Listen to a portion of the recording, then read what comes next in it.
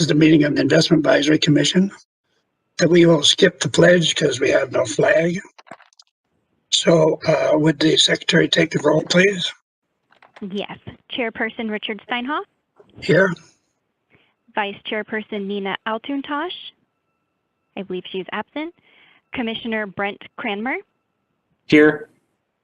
Commissioner Elizabeth Pagliarini.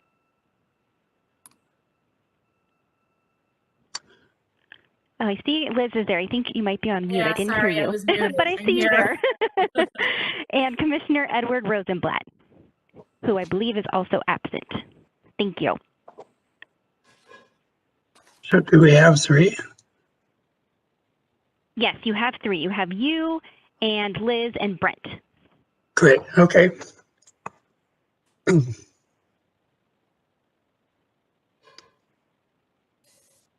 So I'm sure there's no public involved here, so no public on the call?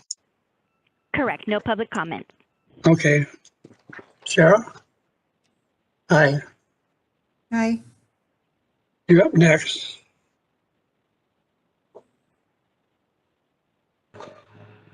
Okay, well, yeah, the next item is the consent calendar. So you just need to, unless you want me to speak to any particular item, you just need to ask if any members want to form or if you just want to pass the consent calendar. Yeah, here it is. Thank you.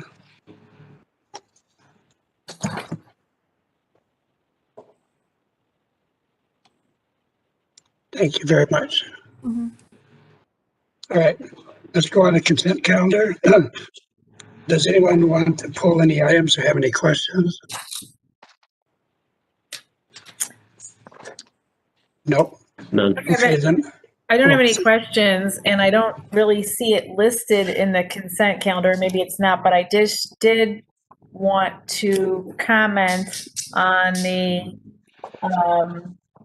and maybe I'm in the wrong place, but I want to just comment on the report, the financial report on the golf course. Oh, no, yeah, we'll get to that in a bit. That's not on the consent calendar. I'm trying to figure out where it is. I don't see it listed. I looked through it, but I don't see it listed here. Yeah, it's actually item number 6.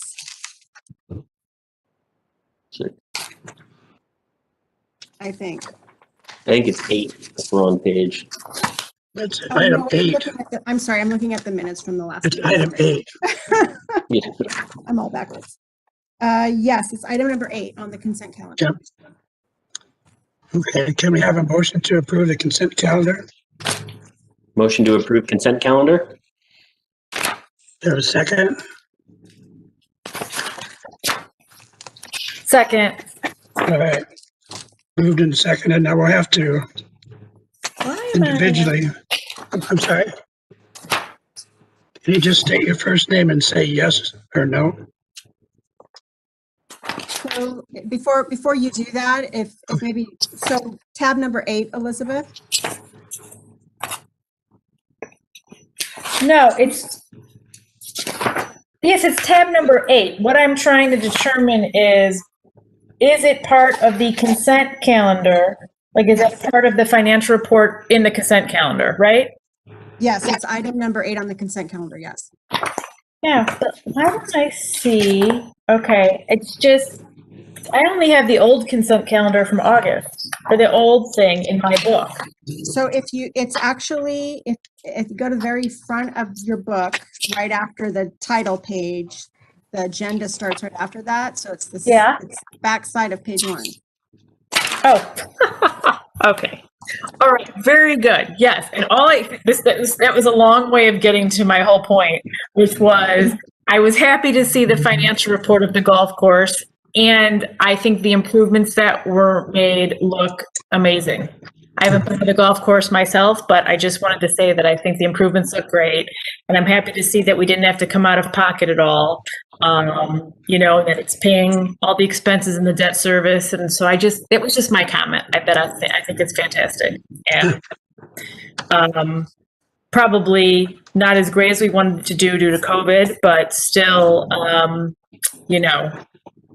we haven't had to put any additional money in. So that was just my comment. Right. And just to comment on this fiscal year, we did adopt a budget that was balanced, all expenditures being paid for with revenues from the golf course. So we still are holding to that sort of philosophy of improvements being limited to whatever resources are available from golf course revenue. So that's still our sort of philosophy this year, and that's kind of what we've stuck to so far to date. So Yeah, no, that's fantastic. Yeah, it's great. Okay, any other comments?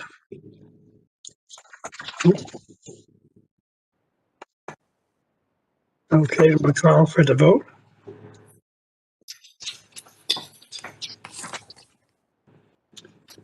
So how should we do this, Cheryl?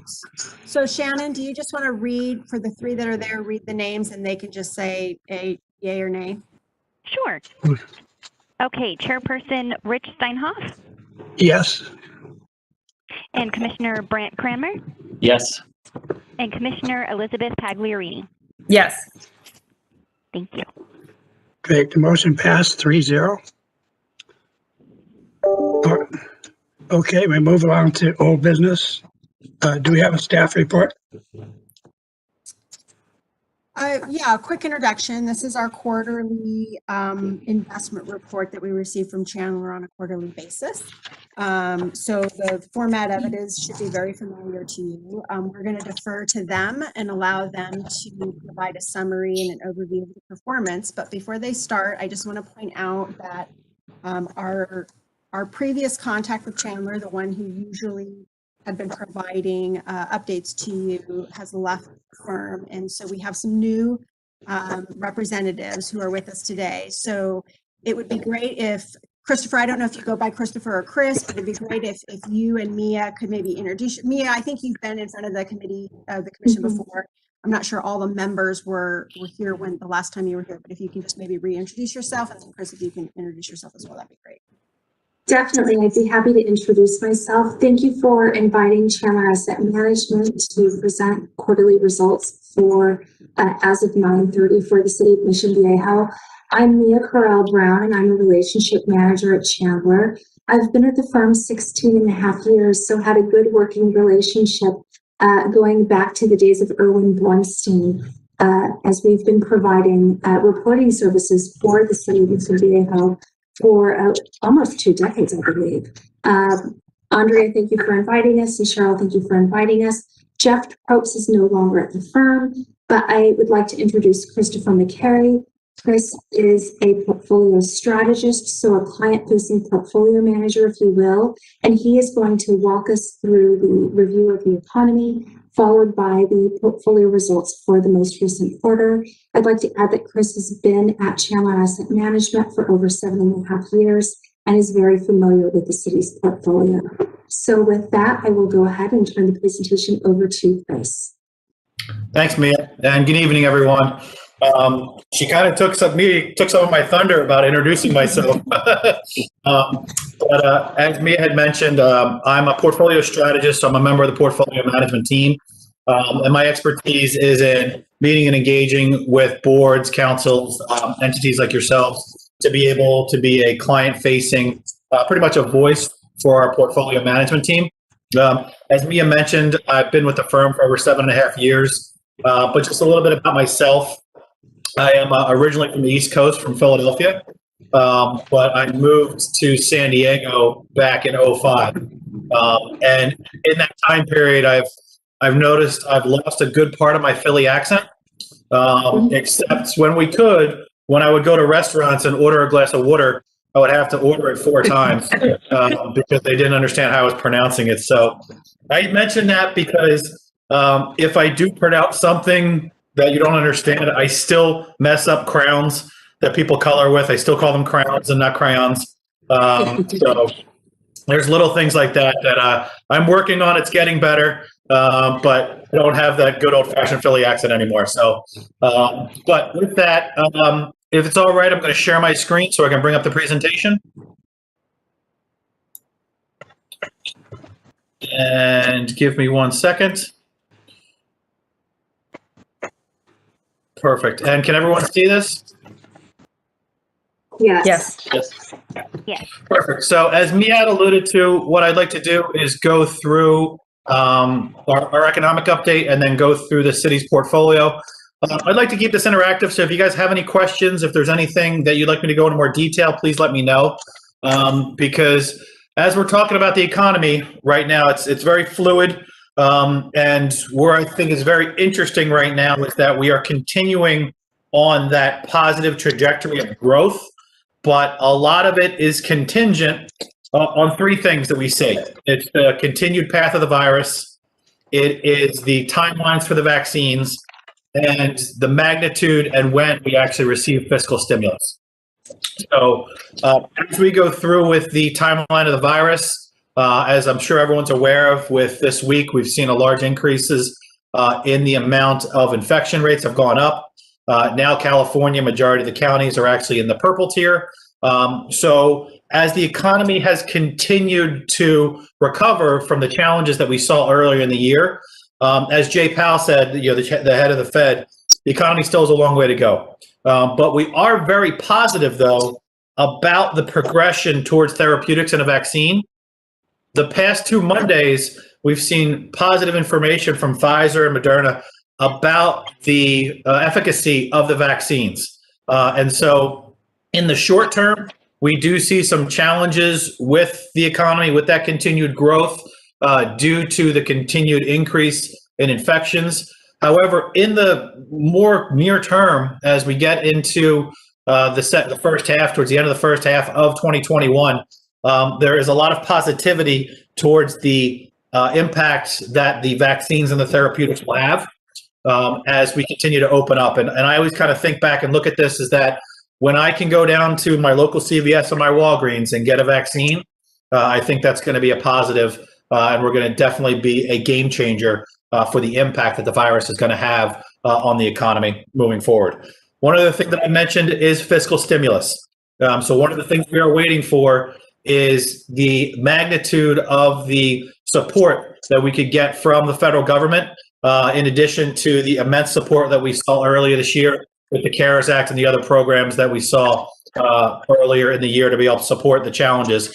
I always viewed the support that we saw from the Fed and the federal government as a bridge from the challenges that we saw in the second quarter to the spot where we'd actually be in the second half of the year to continue to grow. And I think that fiscal stimulus that we're going to expect again from the federal government is actually just going to be another way to extend that bridge to a point where we're actually continue to grow and looking back at the impacts that the virus have had. Now, the good thing is the Fed has actually said that they are poised to be able to help support the economy in any way. We look at it with their balance sheet, and I'll address that in a little bit as well. But there are continued positives in the market, housing, consumer sentiment, as well as some GDP numbers. So there are positive numbers that we are seeing with the economy moving forward. But one area that's still a challenge is employment. Though the employment numbers have improved, we did see that peak of unemployment at 14.7% in April. It's now at 6.9% with the better than expected non-farm payroll numbers in October. But having an unemployment level at 6.9% is still a challenge. It's still something where we're not going to get back to pre-pandemic levels in the foreseeable future. And what's interesting is what areas of our labor force are being impacted by this the most. So as we look at this trend of continuing claims for unemployment, as well as initial claims for unemployment, though these numbers are still very high and staggering, the good thing is they are trending downwards. So we are seeing them trend in a positive direction. But what we want to look at, though, and what's interesting, the St. Louis Fed came out with some numbers to talk about what areas of our labor force and the economy got impacted the most. So first of all, youngest workers saw the biggest decline. Leisure and hospitality lost the most jobs. And the lowest earning participants in our labor force, in a sense, those at the bottom 25% of earners, got hit the hardest. So 35% of workers aged 16 to 19 lost jobs. 30% of 20 to 24-year-olds lost jobs. And so because of that, we've actually seen a trend within our society where individuals, Pew Research came out with a statistic that adults between the ages of 20 and 29, 52% of them are now living at home. Okay, and that's the greatest number we've seen since Great Depression. So we've seen some of the impacts that this pandemic and virus have had. The trending numbers are at that improving standpoint, but as we see increases in the virus, and as we see some of these orders around the country, that's definitely going to be a little bit challenged as we go through the winter. Now, moving forward, inflation.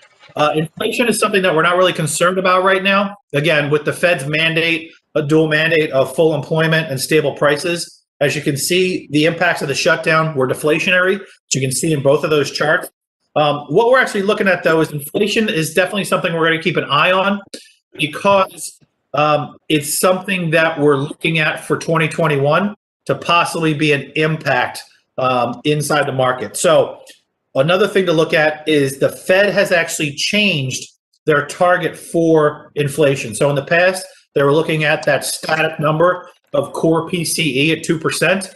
They've actually changed the metric that they're looking at for inflation. So they're looking at to have an average of 2% over an economic cycle. So what does this mean? This means that the Fed could actually let the economy run hot a little bit. So we could actually see inflation go to 2.3, 2.5% before the Fed actually takes any action to respond to that overheating the economy. So it's not a concern right now, but definitely in future meetings, we're going to be continually addressing and keeping our eye on inflation. So the consumer. So the consumer is a big part of the economy.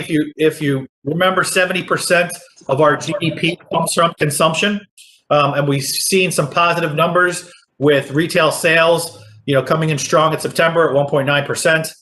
We're actually starting to see some positive numbers, and with regards to continuing that, there are some challenges as we go into winter with spending. But what I've actually looked at is the adjustment of the consumer with regards to this pandemic. In Q3, we actually saw a 34% increase in online spending. Okay, Walmart actually saw an increase of 79% of spending through their e-commerce. I'm actually seeing more people utilize the e-commerce. My grandmother now is ordering her groceries online, and I never thought I'd ever see that. So we've actually seen individuals that are adopting Amazon, adopting that order policy, and so it's actually been an increase and a benefit in the market. And it's one thing to look out for as we come into some of those big retail days with Black Friday and Cyber Monday. I know there's an expectation. We saw 69% of the people are actually planning to shop online for Black Friday. So we'll see how that does impact things. Another thing that I did see, what I thought was interesting, is to the consumer, is the impact that the shutdown orders have had, or the impact that the pandemic has had on our debt. So we've actually seen credit card debt decline by $10 billion in Q3. And that actually followed a record $76 billion drop in Q2. So we've actually seen individuals paying off their debt, and credit card debt has actually dropped. MasterCard, the CEO for MasterCard came out today and said that they need to see some fiscal stimulus, kind of that support from the government, to be able to help support some spending, because some of the challenges that they foresee going into the winter with the increase in virus susceptibility, and as individuals continue to get the virus. Economic activity, I'm not going to spend too much on this, but as you can see, what we've actually seen coming off those big troughs from earlier in the year, going into that trends of growth, but it is a little bit, especially with the Chicago Fed National Activity Index, you can see that it's starting to suggest that the economic recovery is losing a bit of momentum. And again, that is being supported by some of the comments by the Fed chair, in a sense that the economy is not out of the woods yet, and we still have a long way to go. However, one area of the economy that remains strong is housing. So housing starts were actually up in October at 4.9%. I know this number is only showing September, but the data for housing came out today. And permits were flat. Permits were still flat at 1.5 million. But what I think is interesting is the fact that permits in September, increased by 5.2%, up to that 1.5 million, and they stayed steady for October. We're seeing a lot of permits. We're seeing a lot of housing. My brother-in-law works for one of the major national home builders here in Southern California, and he said he's been the busiest he's been in the past 9 months in his entire career. Prices in Southern California have actually increased year over year by 13%. And a lot of that's also have to do with the fact that the supply of houses that are available on the market has dropped by almost 53%. So the amount of available houses on the market has dropped, and that's actually helped with the price increase. And you can see that in that chart in the upper right-hand corner. Another thing too that came out today, consumers took out almost little over 1 trillion in mortgages in Q3. So that's both with new mortgages and refinancing. So that's actually the second highest value of a quarter in the amount of debt that was borrowed by the consumer, going all the way back to 2000. So housing has been a big supporter and continued growth area inside the economy. Manufacturing, again, we're seeing some positive trends here. You can see the ISM manufacturing index coming off the troughs from the spring. That number being above 50 is representative of the fact that that sector is expanding and not contracting, but it's consistent with everything else we've seen from the economic indicators. GDP came in at that historic number of 33% for Q3. Again, that came after that historic drop of minus 31% in Q2. What I want to point everyone to is that chart in the upper left-hand corner, personal consumption expenditures. As you can see, individuals, when we saw in Q2, from the stay-at-home orders, reduced our spending. There was that pent-up demand. We saw that in Q3, and there's expectations that we'll see that continue a little bit into Q4, possibly weaning down a little bit as the estimates for growth for the GDP for Q4 has come down a little bit. It's now around 4%. And what we're expecting is that to decelerate sequentially throughout 2021, getting back to more of those normalized GDP growth numbers that we saw pre-pandemic. As I mentioned before with the Federal Reserve, the Fed has actually came out and said they're willing to do whatever it needs to take to be able to support the economy. However, the Fed back in March had that historic drop of 150 basis points down to that 0 to 2.5% interest range. They have come out and said that they expect to keep interest rates at this zero bound range until 2023. So if the Fed is going to be able to help support the economy, if they do see a little bit of challenges moving forward, we expect to see that on their balance sheet. So as you can see, their balance sheet grew to over 7 trillion from the support that they saw from earlier in the year. They are expected to continue their purchases of treasuries and agencies. But if we start to see that balance sheet approach that $7.5 trillion level, that could be an indication that they do see some challenges in the economy as we move into 2021. So that's one of the areas we're looking at. We're looking at the balance sheet to see if they increase that moving forward, and we're not expecting the Fed to move on interest rates. Again, they're giving the expectation of not until 2023. And then bond yields. We saw yields drop precipitously in March, as you can see by that graph in the upper left-hand corner. That's a combination due to the Fed dropping 150 basis points as well as that flight to quality. But what we are seeing, though, is in that chart in the upper right-hand corner, the U.S. Treasury yield curve. So what I want to point you guys to is to that gray dotted line that's at the very bottom that shows where yields were in July. And then we can actually see yields in that magenta dots for October. So we're starting to see a little bit of a steepness of the yield curve, which again is indicative of some expectations of continued growth as well as possibly inflation increasing coming into 2021. But as we move forward, we're expecting the short end of the curve to be anchored. We're not expecting the short end of the curve to move that much. We are expecting interest rates to steepen a little bit, the curve to steepen a little bit, but not to move significantly in the near term. So as we look at the economy, we are continuing to experience in that growth trajectory contingent on the path of the virus. We are very, very bullish about the vaccines and therapeutics to be able to help with the economy. And the last thing is with the fiscal stimulus. There is hope, I think very, very slim hope that we might see something during this lame duck session, but I think it's more expected from the market that we'll see that fiscal stimulus to come through in January with the new administration.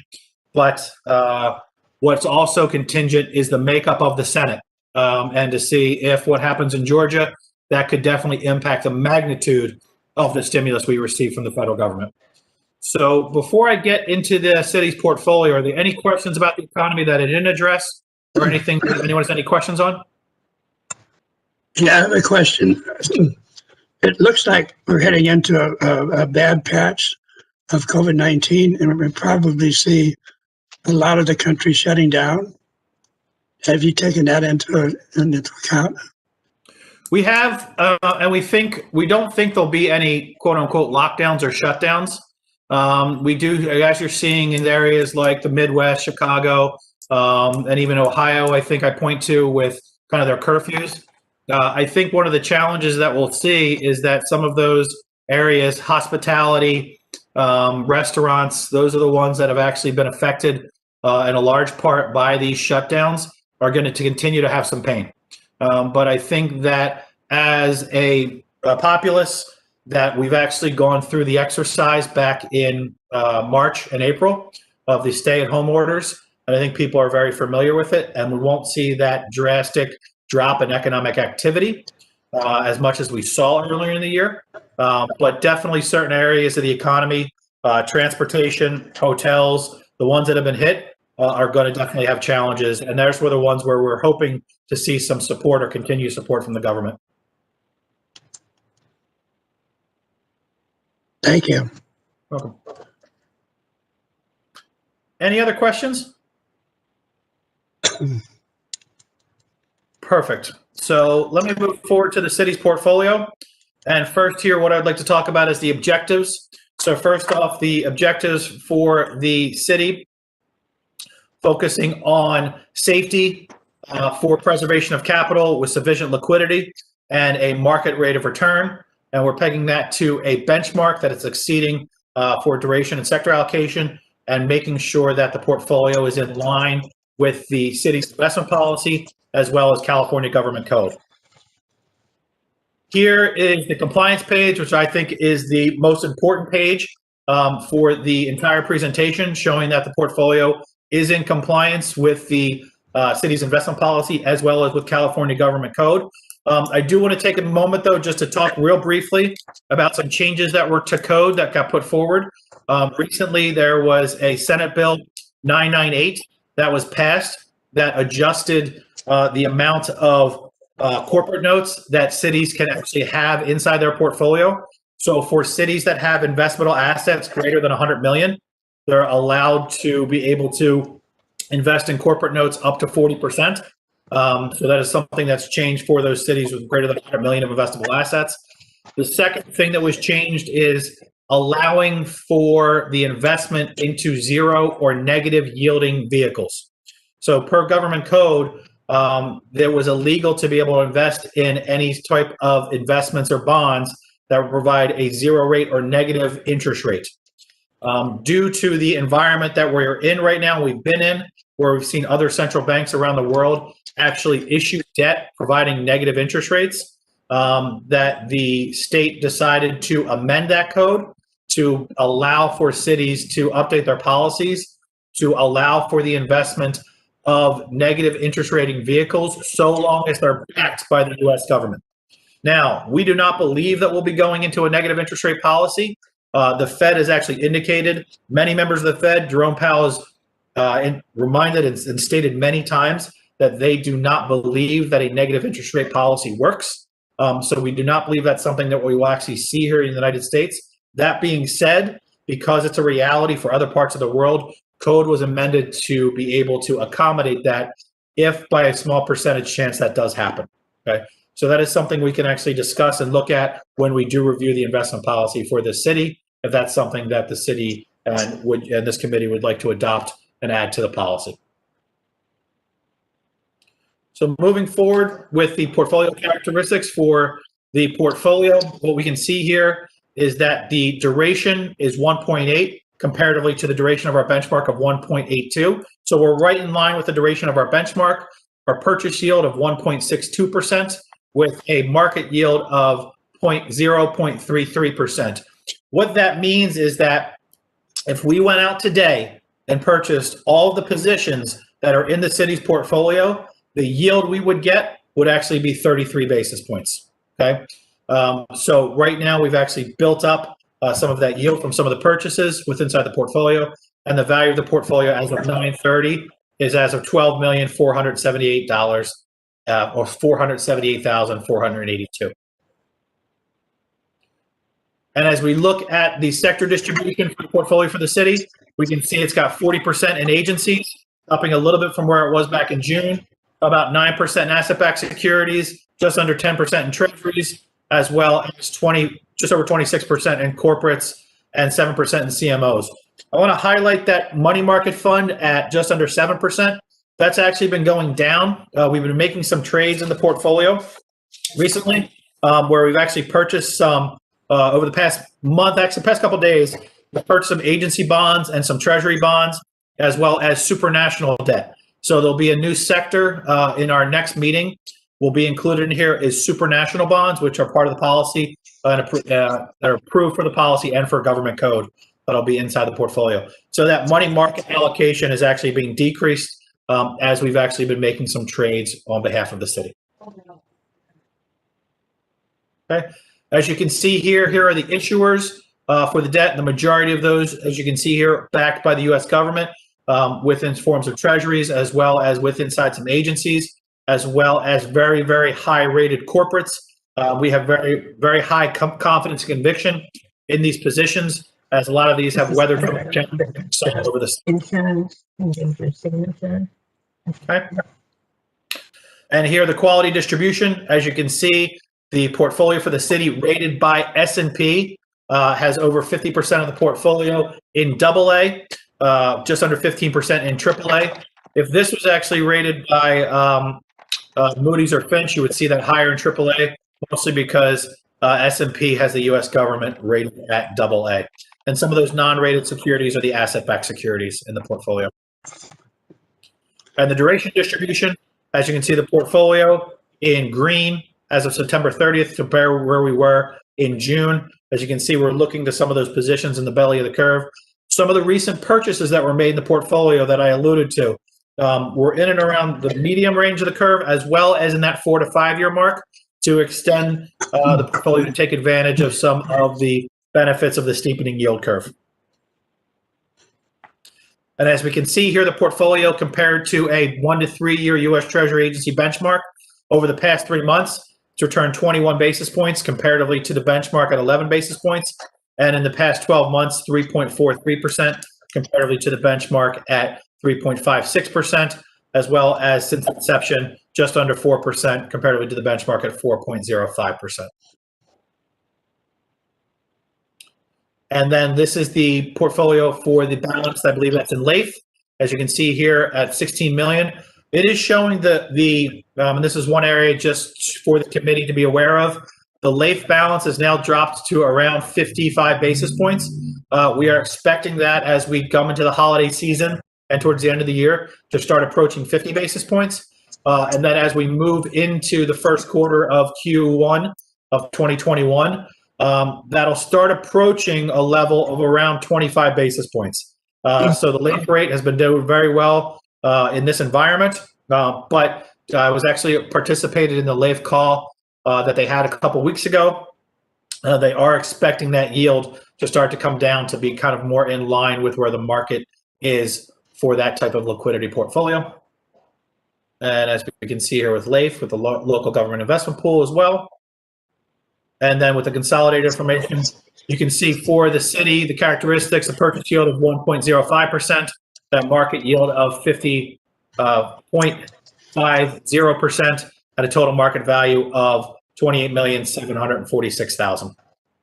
And then finally, sector distribution, as you can see here, with well diversified, with over 52% of the portfolio in LAIF, as well as just under 18% in agencies, just under 5% in treasuries, asset-backed securities, and corporates at 11.4%.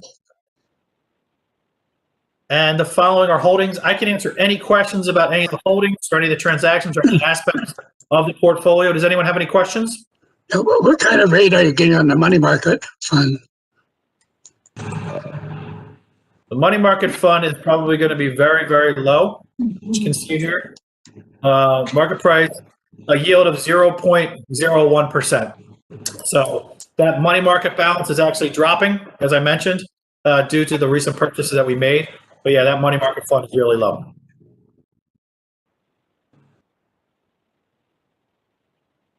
Okay.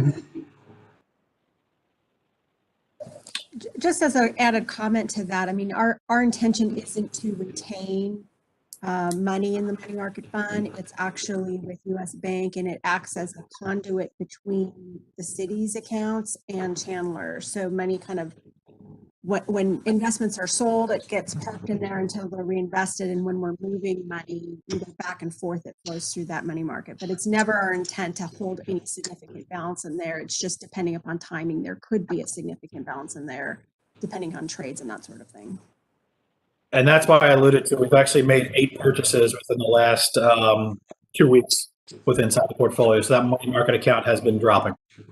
Yeah, and just to talk a little bit about LAIF, and before you saw at the end of this September, actually it's a combination of LAIF and CAMP. You see that balance, those combined balances have dropped to just a little above $11 million right now, because we've been expending it. But we also are trying to drop it a little bit because we're going to be shifting more money over to Chandler to reinvest, because we don't need it all either. So you'll see some additional investments going on at Chandler, and you'll see the LAIF balance dropping a little bit further, probably in the next few months. So. And the good thing now is that we've gotten to a point where there's certain agency debts and opportunities in the market, as we've seen the yield curve steepen a little bit, where we can actually purchase some agencies that are actually getting a higher yield than LAIF right now.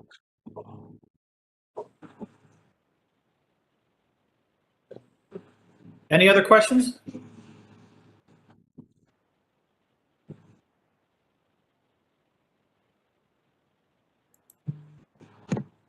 Thank everyone for their time. Thank you. Thank you for having us this evening. We wish you all a safe, well, and happy Thanksgiving. Thank you. Thank you. Guys, Help out with, please let us know. Thanks, Mia. Thanks, Chris. are there any other questions on this report?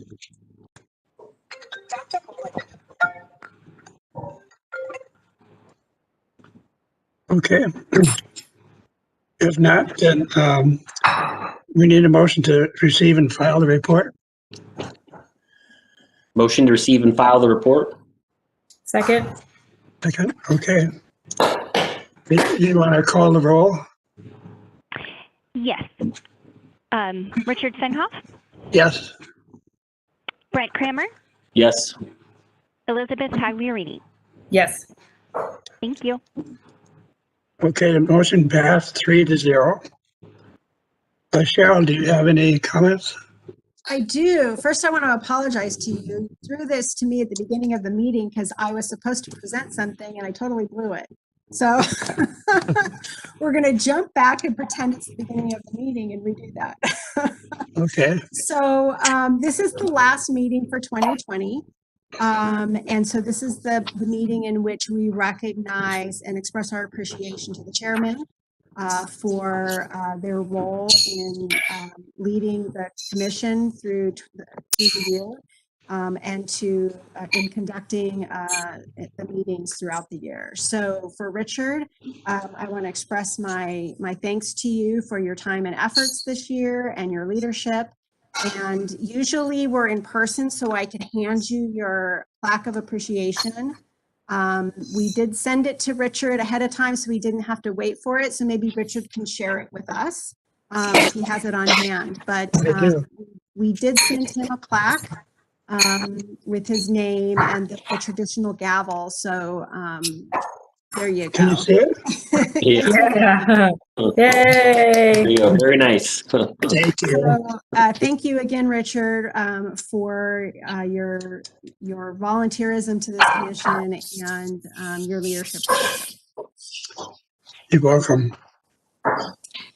And this, again, as a second item, I just want to remind all of you, I'm sure you know this, I'm hoping that you all have received information from the city clerk, but your 2-year term has ended with the end of this fiscal year. And so in order to continue to serve, you need to reapply. And hopefully you've received information from the city clerk regarding that.